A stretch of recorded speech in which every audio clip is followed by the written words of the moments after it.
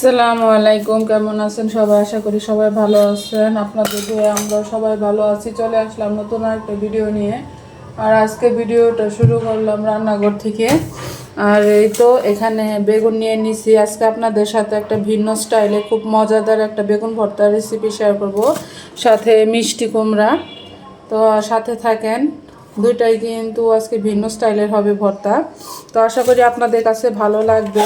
আর আমার ভিডিওতে যারা অলরেডি সাবস্ক্রাইব করেছেন তাদেরকে অসংখ্য ধন্যবাদ। আর যারা নতুন আছেন তারা অবশ্যই চ্যানেলটা সাবস্ক্রাইব করে দিবেন। ওকে, থ্যাংক ইউ। আর বেগুনগুলো আমি এভাবে কেটে নেব ভর্তার জন্য। আর বেগুনটা আজকে আমি ভাজি করে ভর্তা করব, এই জন্য বেগুনগুলো আমি এভাবে করে কেটে নিতেছি। আর এভাবে কিন্তু বেগুন ভর্তা বানালে খেতে খুবই ভালো লাগে। তার বাবা এটা কেটে নেই। আর এদিকে মাসপি আমার কাছে বসে দুষ্টামি করতেছে। আমি যখনই রান্নাঘরে রান্না করব কিংবা কোনো কাজ করব, মাসপি আমার কাছে এখানেই বসে থাকবে। ও টিপিও দেখবে না, কিচ্ছু না। যাও গান দেখো, তুমি টিপি দেখো, দাদাকে গান দিয়ে দিতে বলো। যাও।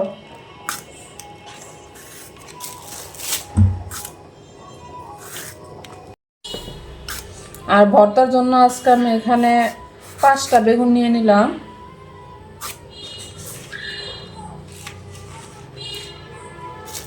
আর এখানে মিষ্টি কুমড়াটাও আমি কেটে নিব এখন।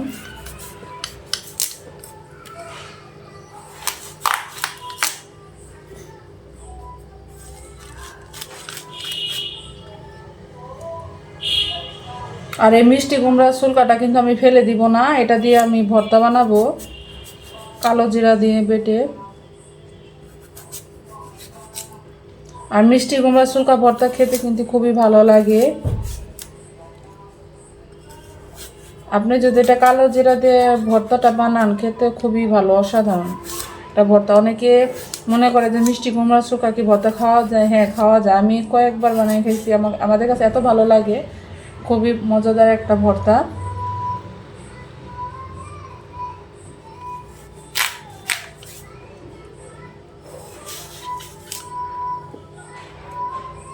তো মিষ্টি কুমড়াগুলো আমি এখন স্লাইড স্লাইড করে কেটে নিব।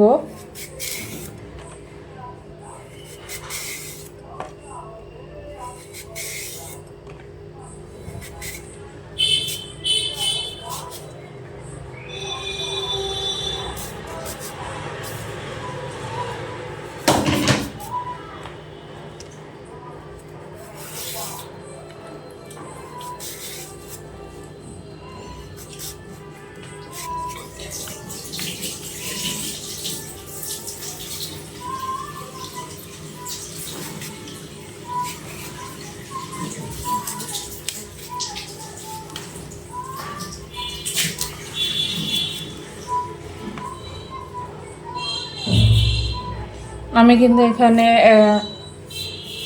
এটার অর্ধেক মিষ্টি কুমড়া নিয়েছি। পরে পরে আর এদিকে মিষ্টি কুমড়াগুলো আমি ধুয়ে নিচ্ছি ভালোভাবে। আর ভর্তা বানানোর জন্য এখানে আমি মিষ্টি কুমড়াতে একটু হলুদের গুঁড়া দিয়ে দেবো। আর ভর্তাটা কিন্তু আমি আজকে মিষ্টি কুমড়া ভাজি করে বানাবো। এইভাবে ভর্তা বানালে কিন্তু মিষ্টি কুমড়া ভর্তা খেতে খুবই ভালো লাগে। কে কীভাবে খাইছেন অবশ্যই জানাবেন। আর সাথে একটু লবণও দিয়ে দিব।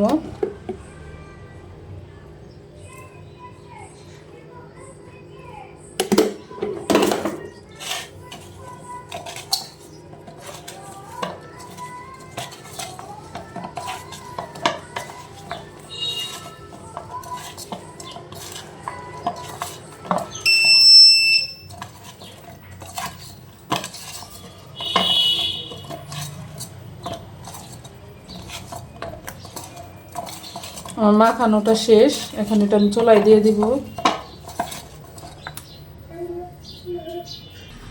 আর এদিকে মিষ্টি কুমড়া ভর্তা বানানোর জন্য আমি কিন্তু চুলায় কড়াইটা বসাই দিছি। আর এখানে সরিষার তেল দিয়ে দেবো। আর এই ভাজিটা কিন্তু সরিষার তেলেই করতে হবে পুরোটাই। হ্যাঁ আপু, আচ্ছা। আমি এখানে সরিষার তেলটা দিয়ে দিলাম। জি আপু।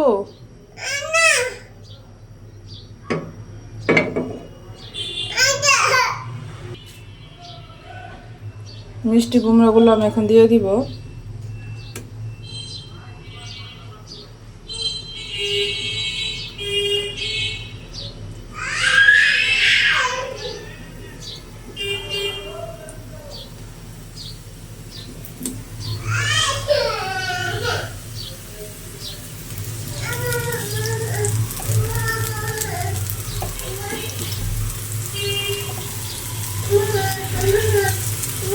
কি হয়েছে বাবা?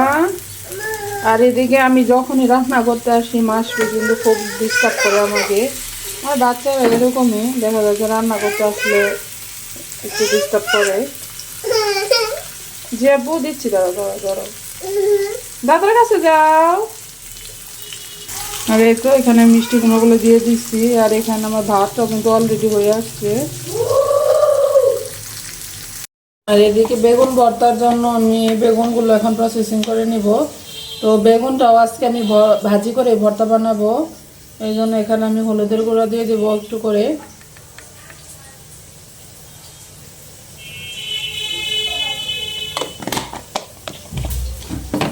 আর লবণ দিয়ে দিব।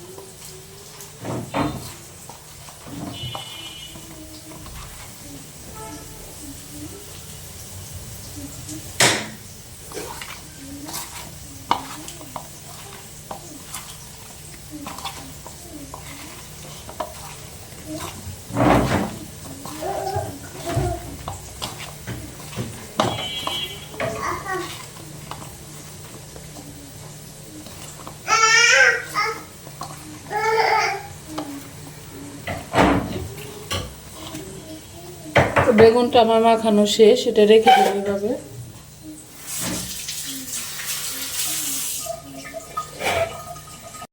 আর এদিকে আমি কড়াইতে তেল দিয়ে দেবো বেগুন ভর্তার জন্য।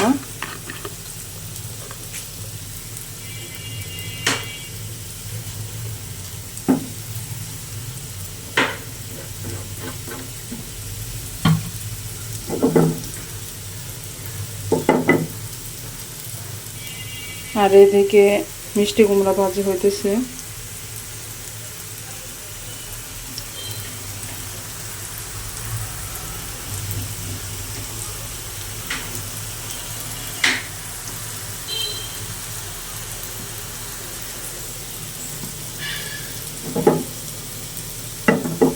বেগুনগুলো এখন দিয়ে দিব।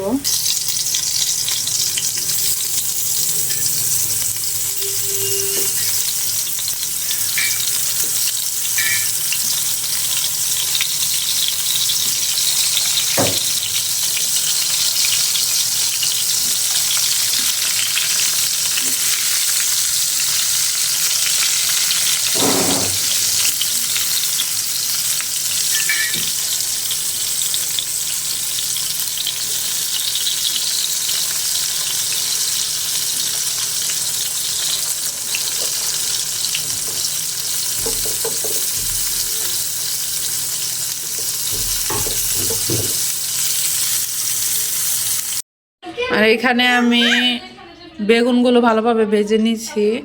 মিষ্টি কুমড়া ভর্তার জন্য এখানে পেঁয়াজ আর শুকনো মরিচ নিয়ে নিচ্ছি আমি।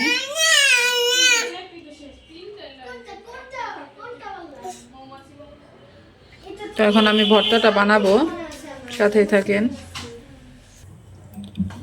আমি মিষ্টি কুমড়া আর বেগুন ভর্তার জন্য শুকনো মরিচ আর পেঁয়াজটা একসাথে মেখে নিব, পরে আলাদা করে নিব।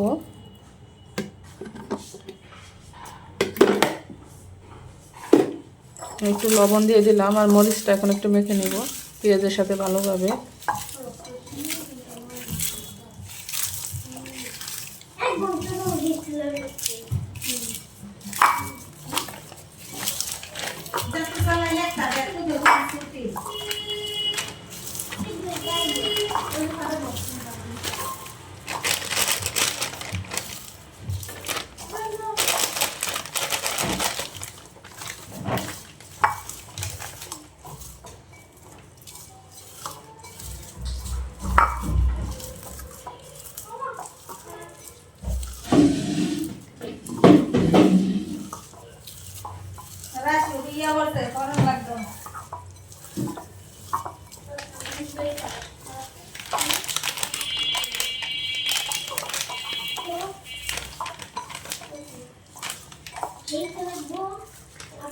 এখানে একটু সরিষার তেল দিয়ে দিব। আমার শুকনো মরিচটা মাখানো শেষ।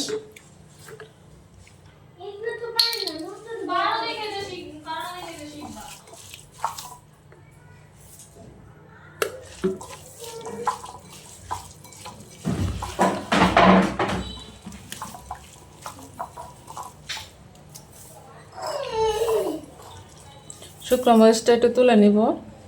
এখানে আগে বেগুনটা ভর্তা বানিয়ে নিব।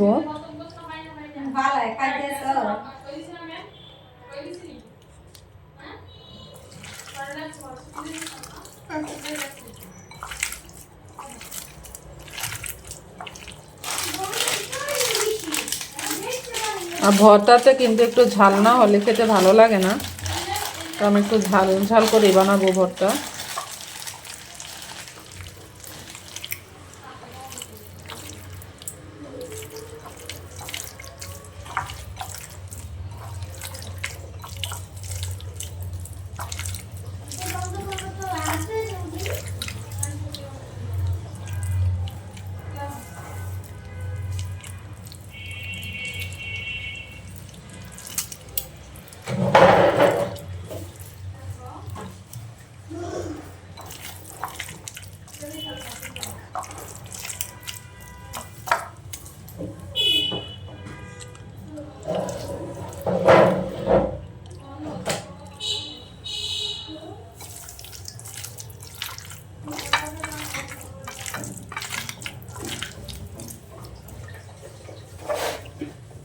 হালকা করে একটু লবণ দিয়ে দিব,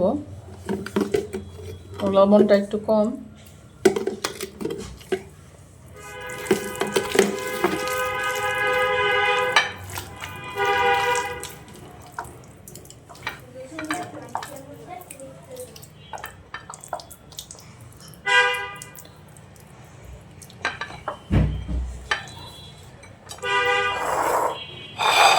আর এদিকে মিষ্টি কুমড়া ভর্তাটা বানিয়ে ফেলবো।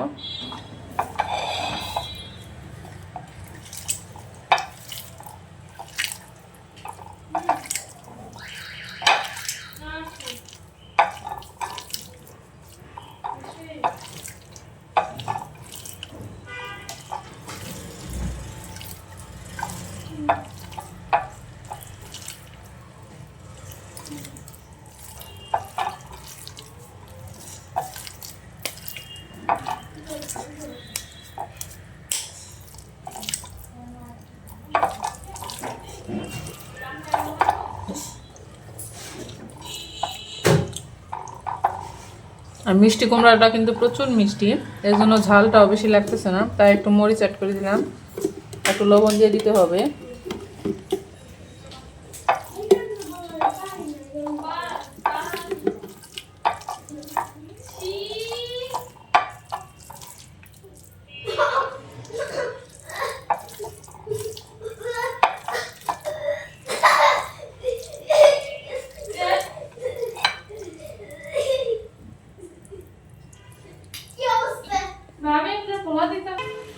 আর এই তো আমার ভর্তার ফাইনাল লুক। এটা হলো বেগুনের ভর্তা, আর এটা মিষ্টি কুমড়ার ভর্তা। আর এখানে কিন্তু আমি মরিচের ভর্তাটা আলাদাভাবে নিয়ে নিচ্ছি।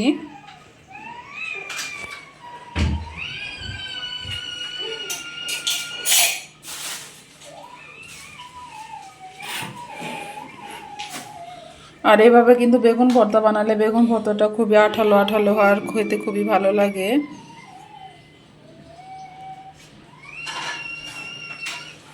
কে কে খাইছেন এভাবে বেগুন ভর্তা আর মিষ্টি কুমড়া ভর্তা অবশ্যই জানাবেন। আর না খেয়ে থাকলে অবশ্যই বাসায় একবার হলেও ট্রাই করবেন, এটা খেতে কিন্তু খুবই ভালো। আর এদিকে ভাবিদের বাসা যায় দেখি ভাবি বাদামগুলো টেলে করতেছে, বসে করতেছে, বাদামের ভর্তা বানাবে। আর এই বাদামের ভর্তা কিন্তু খেতে মোটামুটি ভালোই লাগে, কিন্তু আমার কাছে খুব একটা ভালো লাগে না। আমরা মোটামুটি এমনি বাদাম খাই আমি, কিন্তু আপনার যে চানাচুরের সাথে যে বাদাম থাকে ওই বাদাম খাইতে পারি না ওইভাবে, কিংবা যে মুড়ি চানাচুর দিয়ে মুড়ি মাখালে ওই চানাচুরের মধ্যে যে বাদাম থাকে ওই বাদামটা আমার কাছে খেতে ভালো লাগে না।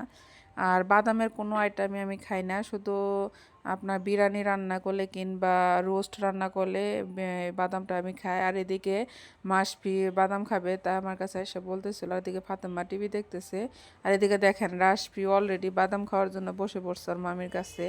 মানে কি বলবে, এ ভাইয়াদের বাসায় গেলে ভাবিদের বাসায় গেলে মানে এরা যে কি করে বলার বাহিরে। আর এদিকে দেখেন এই যে মাসফি কীভাবে বসে আছে বাদাম খাওয়ার জন্য। তো আর এদিকে ভাবি মাসফিকে একটু বাদাম খাইয়ে দিল।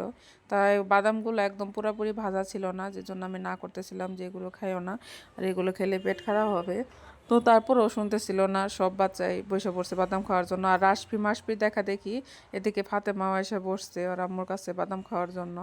মানে এগুলো নিয়ে আমরা এখানে এত হাসাহাসি করছি বলার বাহিরে। মানে কি দেখেন, মানে ভাবি বাদাম পরিষ্কার করতেছে আর তিনজন কিভাবে বাদামের উপরে যে বসা পড়ছে। তো মাসফি কিন্তু বাদাম খুবই পছন্দ, ও বাদাম খেতে খুবই ভালোবাসে, আর বাদামটা আমি মাঝে মাঝে আনি বাসায়। আর এই মাসফি যে কোনো কিছুই খায়, সব কিছুই মোটামুটি খায়। আর এদিকে দেখেন মাসফি ফাতেমার এই পুতুলটা নিয়ে খেলা করতেছে। ভাইয়া কিছুদিন আগে মালয়েশিয়া গেছিলো, তো ওখান থেকে নিয়ে আসছে। তো কিন্তু ফাতেমার মাসফি টোটালি একসাথে ওরা খেলতে পারে না, কারণ মাসফি খেলনা নিলে ফাতেমা নিয়ে যায়, আবার ফাতেমা খেলনা নিলে মাসফি নিয়ে যায়। দুজনেই খুব ঝগড়া করে, কেউ কারোর সাথে মানে 2 মিনিটও মনে হয় না আমার যে ওরা দুইজনে একসাথে খেলতে পারে। আর এদিকে ফাতেমাকে কান ফোটাই দেওয়া হয়েছে, দেখেন মাশাল্লাহ কত সুন্দর লাগতেছে। আর ওর বয়স কিন্তু বেশি না, আর ভাবির খুব শখ যে তার মেয়েকে কানের দুল পরাবে। আর এই যে দেখেন মাথার চুলগুলো রেখে দিই। এখানে আমি রসুন আর শুকনো মরিচ নিয়ে নিছি, আজকে কাঁচা রসুনে ভর্তা বানাবো, যার জন্য আমি এখানে রসুনটা ভালোভাবে ছুলাইয়ে নিছি, আর শুকনো মরিচ আর রসুনটা আমি ধুয়ে নিছি। আর আমি আগে শুকনো মরিচটা এখানে বেটে নিব।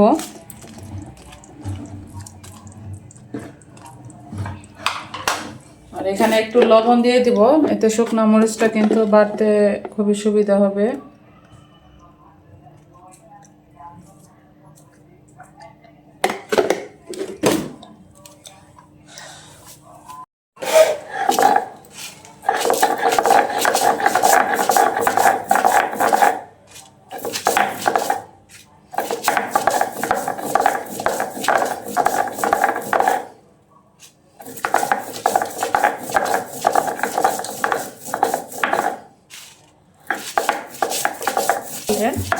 তো আমরা খুদের ভাত বলি, চটচড়ি বলি।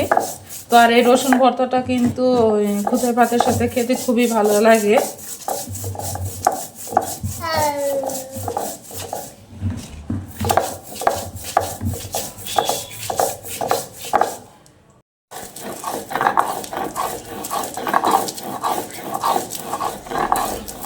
আর এদিকে আমার বাটাটা শেষ, কালারটা দেখেন কত সুন্দর আসছে।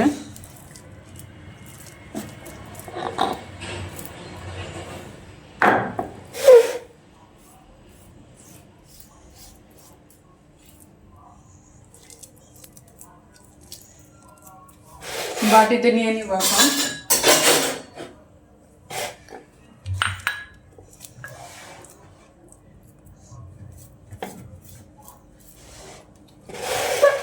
দেখেন কালারটা মাশাআল্লাহ কত সুন্দর আসছে। আর এদিকে সন্ধ্যাবেলায় ভাবি চচ্চড়ি বানাইছে। এটাকে চচ্চড়ি বলে অনেকে, অনেকে খুদের ভাতও বলে, এক এক এলাকায় এক এক নাম।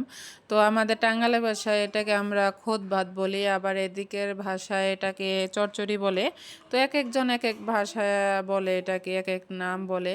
তো সন্ধ্যাবেলা ভাবি হঠাৎ করে বলতেছে আসেন, অনেক দিন ধরে খাওয়া হয় না, তো খাই। তারপরে ভাবলাম তাহলে চলেন খাই, অনেক দিন ধরে খাওয়া হয় না, আর এটা খেতে কিন্তু খুবই ভালো লাগে।